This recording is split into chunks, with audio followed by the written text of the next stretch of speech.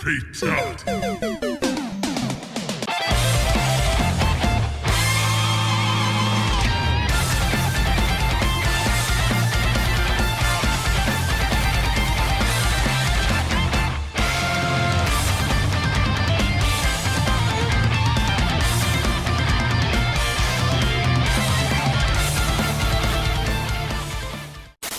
Once the archon of all gamingdom of late, the 3D platformer genre has taken a bigger beating than the head of Darkside Phil's dick. A curious quasi-hallucinatory circumstance whereby we acknowledge openly that after the Olympian zenith of the late 90s and early aughts, where DK64, Crash Bandicoot, and Banjo-Kazooie's crushing success sold septillions of consoles, at some indeterminate point, it slipped, tripped on its own donkey dong, and hit the blacktop like a dildo at a WNBA game. At least it did outside of the big N. Nintendo, I mean, not the word that'll get you Twitch banned, unless, of course, you're a handgun-toting tanky or a half-naked whore in a hot tub. With an all-new, obnoxiously overpriced Nintendo console cresting on the seismic success of the Switch, the horn of Helm Hammerhand sounded out for the vaunted killer app, a plastic brick mover made to lure the Nintendo faithful to part with their pesos and plant the Switch 2 hopefully on launch footing that's more Apollo 11 and less Challenger disaster.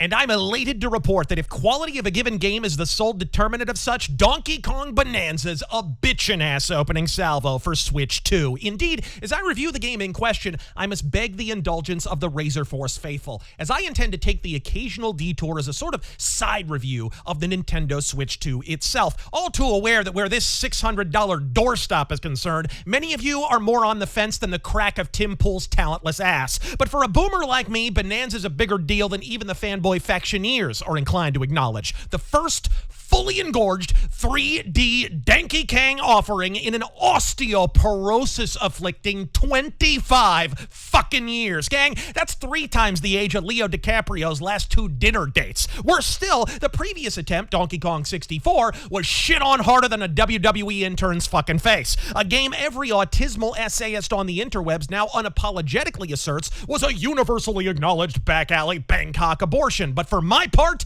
consider that assertion neither universal nor acknowledged, assface. DK64 is a classic, and as anyone with a functioning phone is all too aware, the internet's taste in gaming is about the only thing shittier than that WWE intern's face, neck, and chest. Annihilated upon release's little more than a cringy collectathon, Donkey Kong 64 has since been reappraised as one of the last great games from the dearly departed Rareware, who after being acquired by Microsoft in 2002, took a company flight to E3, crashing into the side of a mountain and producing not a single game thereafter, especially not a shitty fucking Fable game on Kinect. La la la la la, I can't hear you. La la la la la la la. And it's with all this Sisyphean freight that inbounds Bananza, shoulders stooped with more monkeys than a piggyback ride at the Apollo. Relax, asshole, it's only a joke. Which makes it all the more impressive that this game shrugs that shit off, scoops up a screaming Fay Ray in his meaty primate paws, and ascends the Empire State's spire of interactive media excellence like an ill-advised overextended movie metaphor that should have ended 10 words ago. The hell does rant mean? Perhaps most impressive of all, Donkey Kong Bananza takes what was arguably DK64's biggest bubbling anal boil of a fucking flaw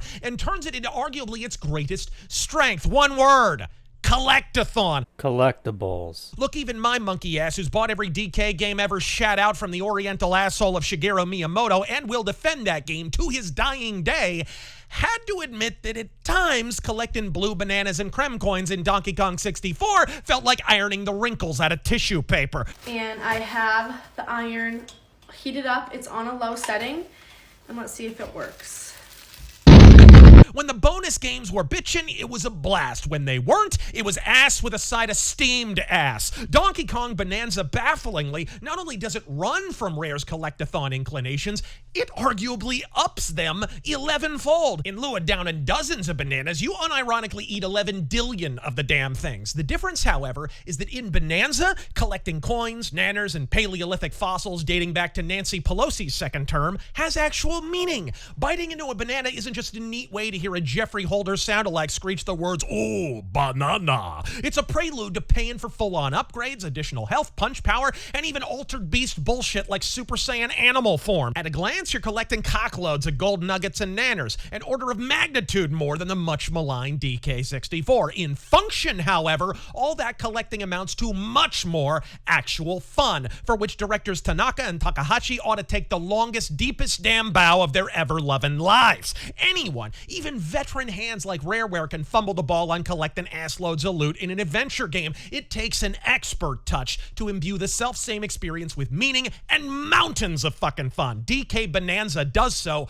almost effortlessly. At first, the bass-ackwards controls, where some Asian autismo not elected to bind the A button to the damn jump function, makes about as much sense as Chris Chan singing Inagata Davida on Novocaine. This joke was written by AI while the writers were on strike. Couple that with a cameraman with the hand-eye coordination of Ozzy Osbourne and at times the same amount of brain activity, it's a bewildering ball of wax to crack open at first. But once you realize the jump button is only off to the side to make more room for punching the planet off its axis, you settle in, let the soft, destructible terrain lovingly cradle your monkey ape ass crack, and intuitively annihilate every square inch of this Donkey Kong country. And what a gorgeous country it is, love. Sure, the DKD design is almost as bad as Seth Rogen's performance in the Mario film, but at least it's close enough to the arcade original to pretend to be something more than a cynical corpo attempt to make more movie money. Plus, the cartoony Donkey Kong Jr. charm does for damn certain grow on ya. But it's the aforementioned environments where the artwork excels in earnest. From bubbling lava pits to snow-capped crags, weather-worn cliffs, and even a damn disco level, the environments are consistently imaginative, awe-inspiring, and feature a novel innovation in the AAA gaming space, something called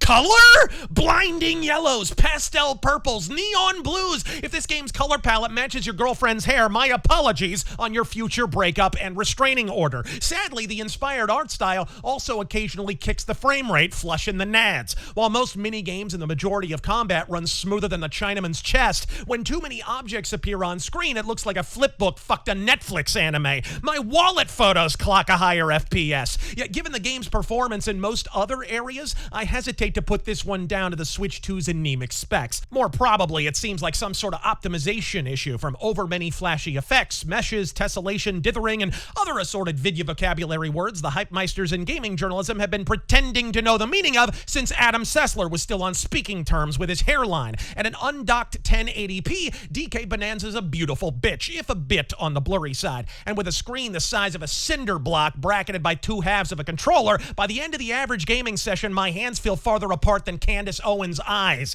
But with a fair amount of acclamation, or better still, enlistment in the Pro Controller Master Race, you'll be wearing britches and beating bitches to your myocarditic heart's content in no time. The story's more of a chimp than a gorilla, though. After the mining escapades of Donkey Kong Tropical Freeze, this game goes full-bore DK Deep Rock Galactic. The entire game is Gorilla Minesweep. Look at Gorilla Mine. It is a crushingly kick-ass way to introduce the demolition mechanics key to this game's fountainous fun factor, but admittedly by the halfway point I was wondering when DK was gonna climb trees, swing on vines, in short, do some damn Donkey Kong shit. Hell, I'd settle for some Donkey Kong Country shit. By the time the SSJ Vegeta transformation powers are introduced, and the realization gradually dawns that outside of a single insultingly brief racing level, you will never again ride Espresso the Ostrich, Rambi the Rhino, or any of the other assorted animalia in the DK Companionate, it's impossible to avoid the admission that while the totality of the gameplay and much of the sparse story is entertaining in the extreme, there's a conspicuous lack of donkeying or konging in my fucking Donkey Kong game. Look, Bananza is a beast, addictive as candy-coated crack rocks, a capital K killer app, and thoroughly persuasive reason to plunk down entirely too many damn dollars for a Nintendo Switch 2. A solid, if surprisingly samey console that is arguably worth about half the listed price. Either wait for the price to drop lower than Michael Douglas's balls or heed the call of Kong, my friends. Until then, I'll be over here with the fucking zebra theme permanently lodged in my medulla, waving the fanboy flag and humming my Donkey Kong Country, 'tis of thee. Don't judge me, faggots. You pretended to enjoy the first Descendant. I'm Razor Fist, God Konging speed.